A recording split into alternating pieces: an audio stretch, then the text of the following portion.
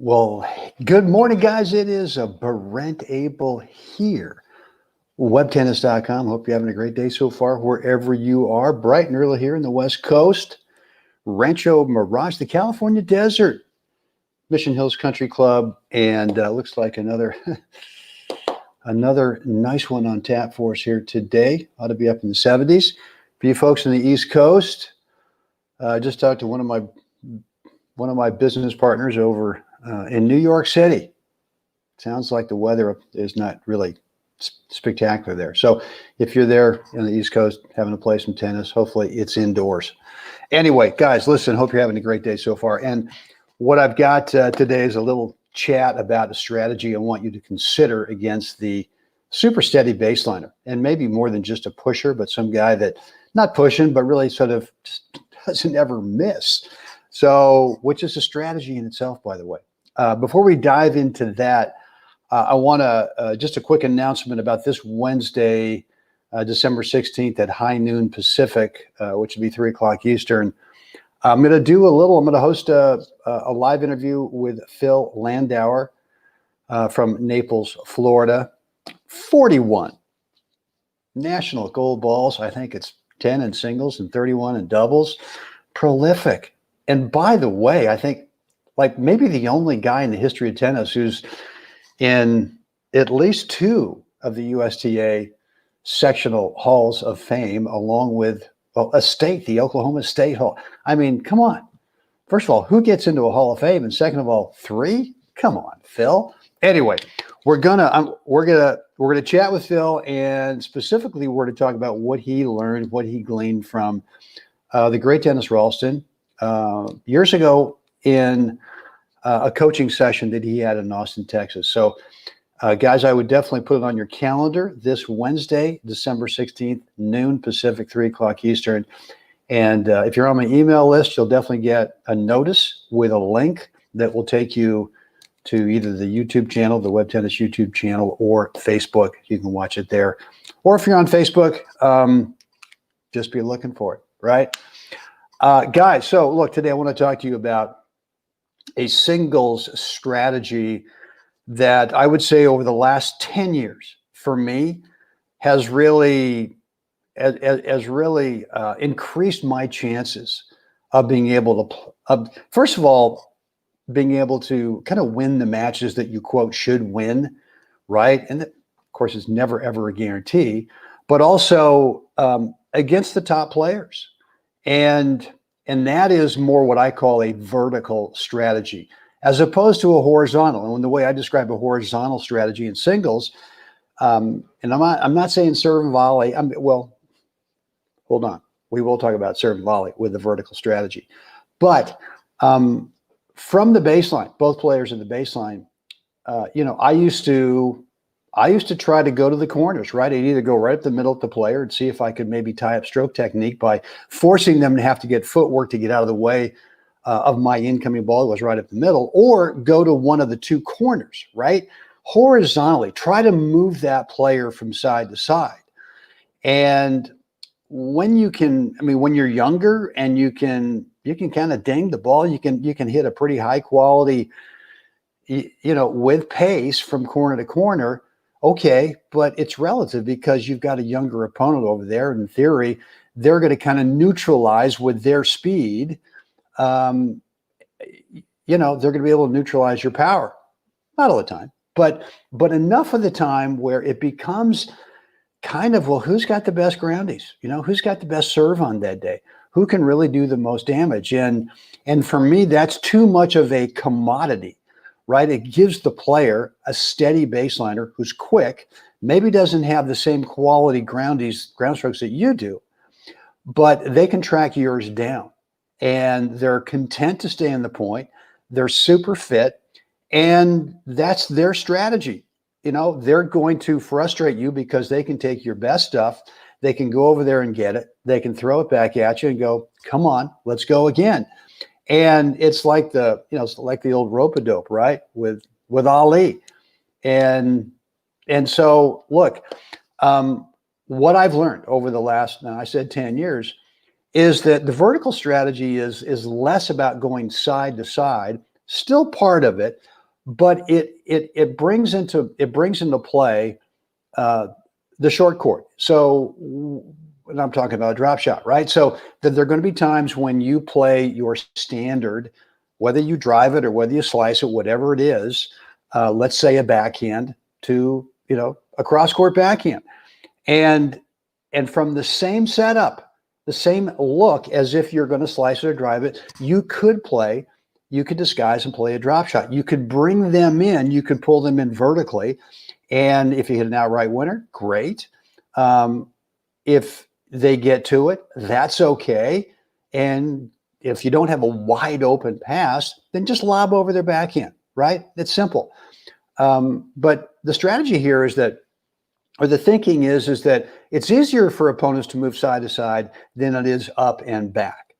And so if you've not developed the drop shot, man, you got to get to work on that, because it's a huge advantage to be able to create your opponent, or to force your opponent to have to be an all-court player. Now, look, I've kind of changed my thinking over the years about, well, what's an all-court player? Well, when I got with Tom Stowe, an all-court player was basically you could play from all parts of the court.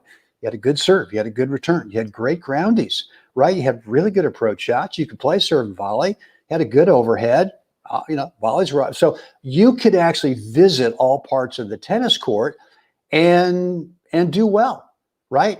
So, but over the years, what I found out now is that not only can I do that, can I actually go to all parts of my half of the court and be okay, but why not force that opponent to also have to be good within their half of the court, or within their side of the court, in terms of being an all-court player?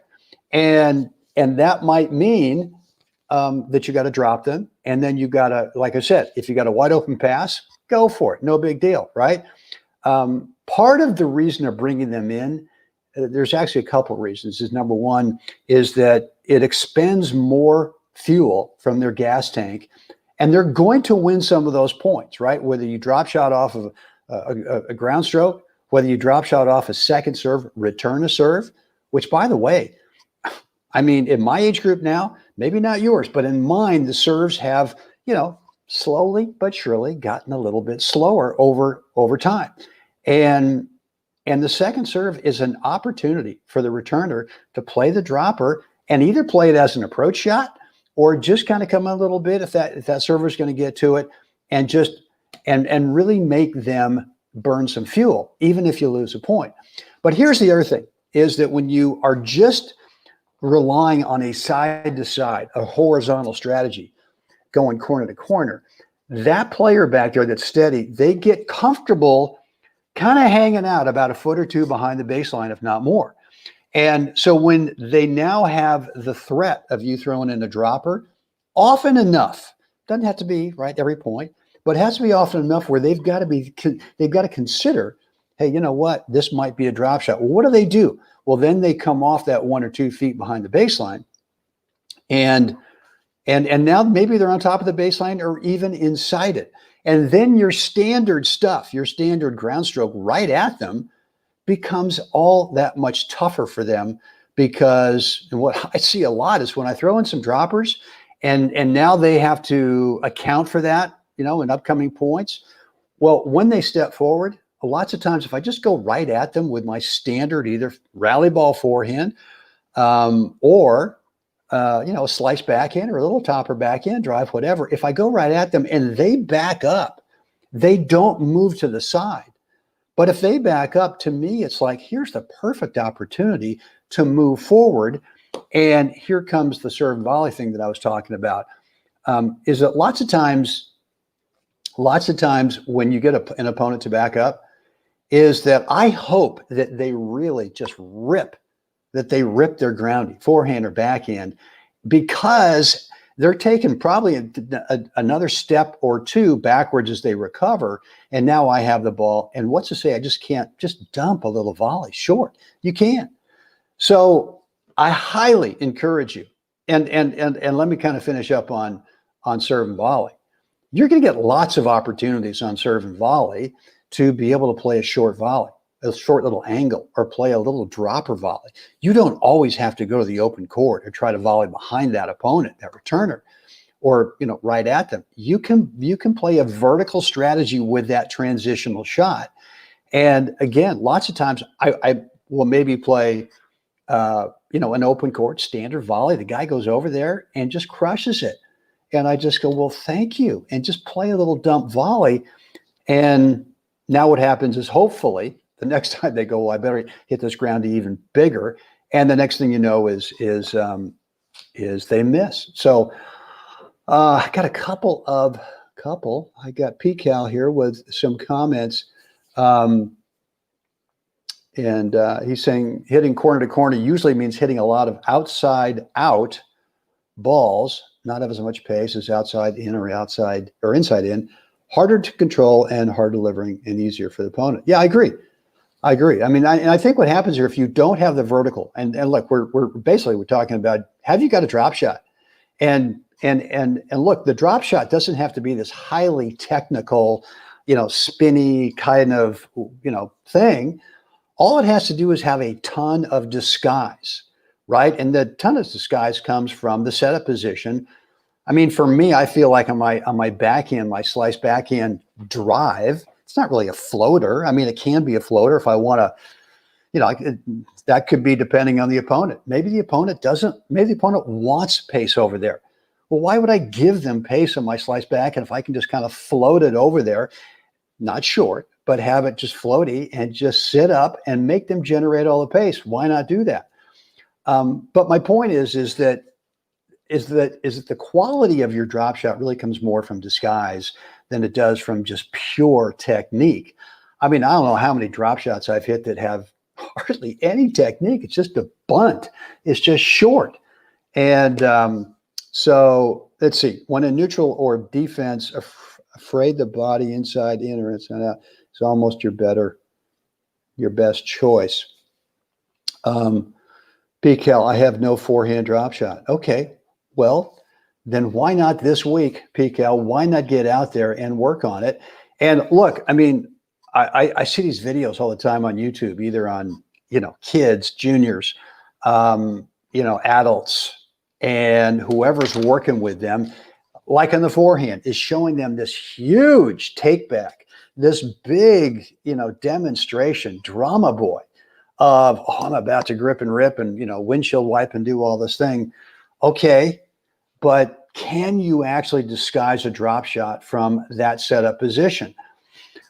I kind of vote no. It's pretty tough. And so for me, my setup position on my forehand, even though my standard rally ball forehand is an Eastern forehand grip, I mean, sometimes it's more of I guess on certain balls, I might go a little more around, get a little hair on the semi-Western.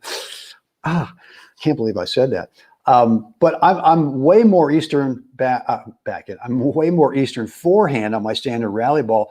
And sometimes it's kind of a hybrid between a continental and an Eastern forehand. But look, because I can have a simple setup on that, I can disguise a forehand dropper all day long. And so that would be the key. I would say, PCal, this week, spend your time and just work on it. Look, it's just repetition. It's just tinkering, just like we've been talking about, is that, what was that, yesterday or a couple of days ago, we talked about, all right, well, the first thing you get is the information, right? You intellectualize what I just told you. All right, it's all about the setup position. It's way less about the spin and the drop shot spin, way more about the setup. And now go out there and hit a couple, right? Have someone feed you some balls or work in the ball machine or whatever it is. Feel it off that short little compact setup. And that's your epiphany stage. And now it's time to, okay, well, now you've got the feeling of how to do it. Just got to recreate that feeling in drill sessions. Maybe have someone, get a practice partner out there. They're going to go ahead and feed you balls for about 7 minutes where you try to go ahead and hit a standard rally ball across court or up the middle. And then the next one, you try to make it look like you're going to do that. And you play a dropper. And then you just keep working. And again, it's not this gradual straight line up on the improvement curve. P-Man. All right. Love you, man. All right, good. So he says here also, Brent, your drop shot tutorial gave me more drop shot winners in a set than I used to have in a week. So, well, that's good. And again, I don't want you guys to be thinking that this is, winner being the word in that statement, that this is what it's all about. Look, I'm not going to say that I don't care if I hit a perfect drop shot and my opponent doesn't even try. They just go, oh, well, there's just no way I can get to it. That's fine, right? I mean, the worst thing is when you go for a dropper and you play it short and the guy over there doesn't even try for it, right? The next stage up for me is, all right, I want to play it. It looks like it might go in and the guy hustles and let's say it's short and I miss it. Okay, lose the point, but maybe I've drained a little bit of fuel out of that guy's gas tank over there. But to me, it's like the best kind of drop shot is you play the dropper, he comes in, he gets to it. You don't have a wide opening. You lob over the backhand. He goes back there, plays whatever, and you play another dropper because you've moved up to net. And now he's coming in again. He gets to it. You play another lob over there, and he kind of throws up his arms and goes, forget it, right? Not only have you won the point, but you've really drained a lot of the fuel tank. I mean, to me, that's the ideal drop shot situation, right? So, and look, you're not going to win all these. And here we go, my man Owen McIntosh. I've gone from never hitting drop shots to hitting them frequently, now working on disguise for a year. And where's all this coming from? Okay. Yeah, I mean, my man Owen here, we're out in the practice court at least twice a week, sometimes more. We also schedule, like we did yesterday, some fun doubles. But there's no question that his game is so much more difficult for me now, and he wins more points now than a year ago, not because he's hitting the ball technique better.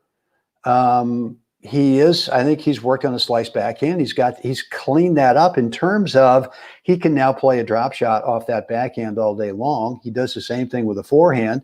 And I have to account for that, right? I now have to account for that, where a year ago, I could kind of camp behind the baseline a foot or so and just know that all I had to do was either move side to side and force him to have to go for something bigger than maybe what he was comfortable with, right? And comfort being, well, can you actually do this shot after shot after shot where you're either hitting outright winners or you're putting me into the corner where, I'm just barely getting my racket on it. I just don't believe that's a strategy that is sustainable over time. And, especially with the top guys, you've got to make them be an all-court player. And right now, Owen is doing that with me. He's forcing me to be an all-court player in terms of I've got to visit all ports of the court because I've got to account for now his new drop shot. And he also does it off the volley as well, like we talked about before. It's just not from the baseline. All right. So guys, hope this has helped today. One of the things about playing a really steady baseliner is you're probably going to be on the court longer than normal, right? And that's okay if you're in great tennis shape, right? And what do I always say? You got to get the kitchen right. I mean, if you really want to beat those guys, and some of them are flat out pushers. There's a couple guys in my age division that every year I kind of, we go see the draw for the national, one of the national events. Number one has this one guy entered. And I go, okay, he's entered. All right. And a classic pusher, right? Not much stroke technique, is fit as a fiddle, can run like a deer all day long. And because there's not a lot of stroke technique, you can't really read what he's about to do. I can't tell sometimes if he's going to kind of bunt it short, if he's going to look like a bunt it short and then kind of drive it. You never really know. And there's not a lot of pace. So if you're going to do something, you got to generate your own pace. Well, I played this guy, I don't know, 4 or 5 times. And, I've come out in the winning end every time, but except for one time, when I just sort of had one of those days, I couldn't miss a ball. But I've had to go to a vertical strategy against this guy because there is no way. And I've seen him take down guys who are really good players. I mean, top guys. He's taken them down. Well, they've taken themselves down because here comes this no pace thing. And they're just going, well, the only way I can play, is just tee off and go for the corners. And there's just too many unforced errors. So I play a lot of drop shots against him. I bring him in, lob overs back in. I mean, he gets to most of my droppers. And he does go for kind of outright winners once he gets there, makes some, but doesn't make them all. And then I play a lot of drop shot returns to serve, right? And so now what happens, because he's got to account for that part of his court, is now he plays in a little bit closer. And so my ground strokes, without doing anything different, technique-wise, my ground strokes get a little bit better just because of where I forced him court position-wise. So look, my point is that you got to be in great shape to do this. I mean, you're going to be out there longer. So you got to get the kitchen right. And part of that is, what do you eat? What do you don't eat? What do you supplement with? And what's your training schedule to be able to do that in terms of quickness, endurance, and be able to do it not only in a long tournament, but let's say you have a long match. Let's say you have a 2 hour and 45-minute match. All right, well, the last thing you want to do is lose to someone because you're just out of gas before the finish line. So look, guys, if you want some help, I've got some suggestions for you. Just reach out to me and I'll tell you what I do. And one of the things I've done over the last, almost 8 months now is totally gotten off of ibuprofen from all the systemic soreness that I create on a daily basis, the inflammation from all the tennis I play, on all the off-court training I do. And I used to be taking 2 or 3 ibuprofen a day. We know that's not a great long-term solution. And so I changed what I take. I supplement differently than what I used to do. And that all started about 8 months ago. I have not had an ibuprofen in almost 8 months. So kind of happy about that. If that's something that you want some help with, let me know. Just reach out to me. Either comment here, or you can direct message me or shoot me an email, brent@webtennis.com. And more than happy to share my story with you and what I'm taking these days. All right, guys. Quick reminder, this Wednesday, December 16th, high noon Pacific, 3 o'clock Eastern, the great Phil Landauer. And if you've not heard this guy talk, I mean, this just one of the all-time great guys, no question about that, but someone who has really figured out the senior game. And the senior game, meaning if you're even in the 35s, I mean, you ought to join us, because he's always got a nugget or 17 that he's going to drop on us. So this Wednesday, high noon Pacific, hopefully you guys will have the time, carve out some time to join us then. And he's going to primarily share a story about the great Dennis Ralston. All right, guys, that's it for me today. Wow, man, really kind of gone 23 minutes. Guys, get out there today. Help someone else have a spectacular day. I will see you again tomorrow.